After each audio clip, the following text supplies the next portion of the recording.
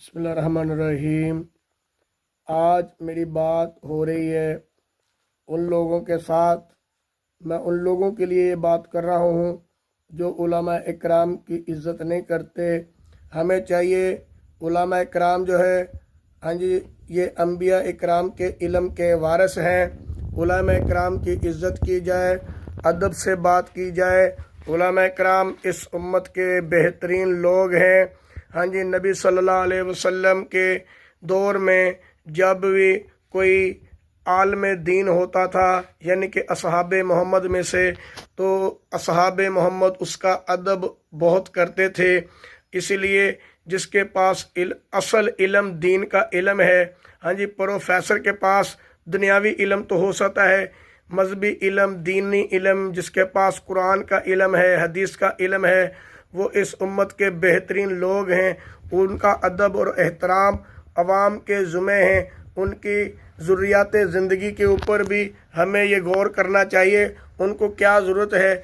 आज के ज़माने में कम से कम भी तनख्वाह लेने वाला बंदा जो है वो 30-35 हज़ार रुपये जो तनख्वाह लेता है, वो कहता है कि मेरा गुजारा नहीं होता। उलमा इकराम की तनख्वाह कम अज़ कम भी, मैं ये चाहता हूँ कि मेरी ये आवाज़ उलमा की आवाज़ है। उलमा की आज, हाँ जी, पंजाब हुकूमत ने भी उनकी तनख्वाह जो है एक 25,000 रुपया मुकर्रर की है। मैं उनसे एक दरख्वास्त करता हूँ, आपका जो नंबर 1 का जो वैल्यू का होता है, जो इसको पहले ग्रेड का, उसकी भी तनख्वाह आप जो है वो 35-40 हज़ार लगाते हैं।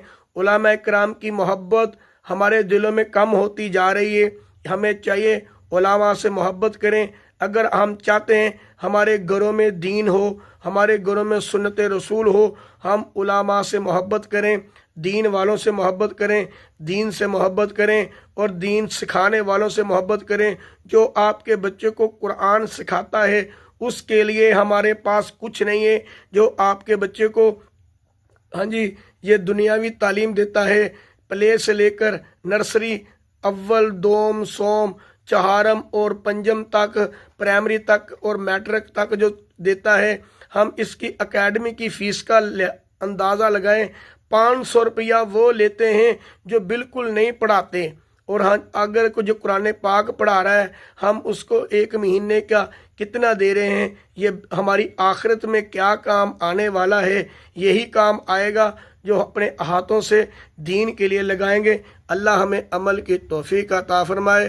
बाबर की आवाज़, हक की आवाज़।